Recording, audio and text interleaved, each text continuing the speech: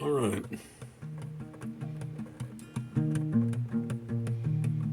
Jumping ahead.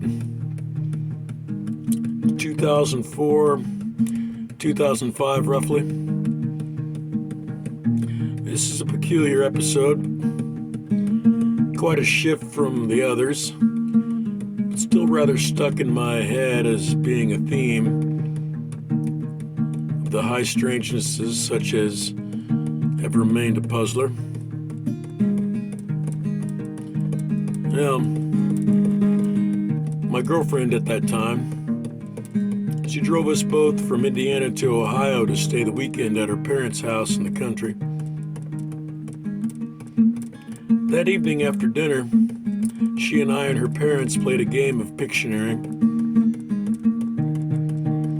And turn after turn, as the game went around and around the table, every topic the cards prompted to be drawn was some over-the-top synchronicity of something my girlfriend and I had experienced on the drive there. After several instances of this, we both grinned and were a bit excited. Kind of kept looking at each other, just going, what the fuck? We didn't bother saying anything to her parents about it. After a dozen turns of this, well, we were just flummoxed. By the time the game ended, it was just a bit too much to make sense of. Seemed we were on what Stephen King described in the Gunslinger series as being on the beam. Well, once the game wrapped up, I was so taken aback that I excused myself to go outside and have a smoke. My girlfriend's parents, well, their home was in the country. Nothing but flat farmland as far as the eye could see. A lot of bean fields. And the nearest neighbor in eye shot was nearly a quarter mile away. One could only see the specks of warm light glowing from their windows in the far distance. The sky was big, and with no city lights or structures to hide it, one could see the stars in the night sky with vivid clarity.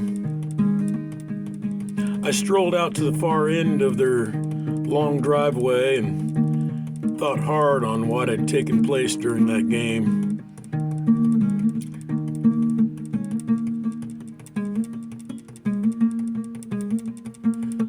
The streaming, unbroken synchronicities that had taken place, they both astonished and got right under my skin, to be honest. It seemed to my mind to be far too profound to be an accident. And if it wasn't an accident, well, I felt I needed to be informed as to what the fucking purpose was. Otherwise, what good was it to me to be provided with such an experience? To my mind, it seemed that to be less than informed about the purpose was itself too absurd to sit still for. Well, I looked up at the night sky and spoke plainly to it.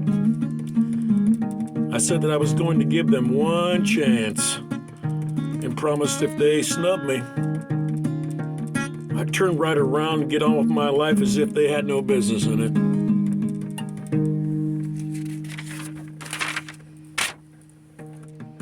I said if there was something to all this synchronicity that I was meant to see and explore, well, they had one chance.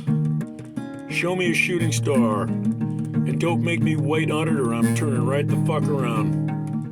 Well, not only did a shooting star zip across the sky just then, but it was so damn large, so bright, it may as well have been a fucking damn cartoon. Point of fact, was more impressive than any shooting star I've yet to see captured on film. And no, I didn't have to wait but all of 1-2 seconds. It was silly, it was ridiculous. I stood there like an idiot for a moment, took a deep breath, laughed and said, well, all right then. A few hours later, just before easing into bed in the downstairs guest room, I slipped out into the back patio for a smoke. Right on through these sliding glass doors. Outside, the view was so dark, it was like looking into a bottomless hole. Having seen the view during the daylight, I knew what was there. A large empty yard that gradually sloped down to a small dock and a small pond, followed by a small crop of trees, and beyond that was a large bean field. Yet at that hour, I could barely see but a couple of feet in front of me, just from the dim light from the inside, just beyond the sliding glass doors. Well, I lit a cigarette and dragged on it a while. I thought over the events of the day, and especially that absurdly large Walt Disney-ass shooting star. After a couple of minutes of thinking on this and silence, I finally broke the quiet with a chuckle. And no shitting you, from roughly 5 to 10 feet directly in front of me, something standing there in all that darkness mimicked my chuckle right back at me. Well, I peered intently at the space where that echo had come from and could see absolutely nothing but the feeling of its heavy presence.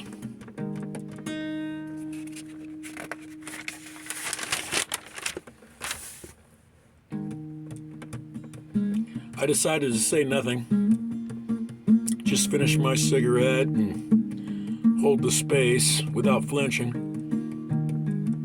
I just smiled and grinned and at whatever this was. If it wanted to make a move, it was welcome to it. I wasn't going to run or turn away from it. Just smoked my cigarette, kept my eyes on about where its head ought to be. Well, after a couple of minutes of this, I finally snubbed out my cigarette, gave whatever it was a polite wave, turned around and unhurriedly slid the door open and went inside. I didn't bother looking back because why the fuck would I? Well, we'll be back with more.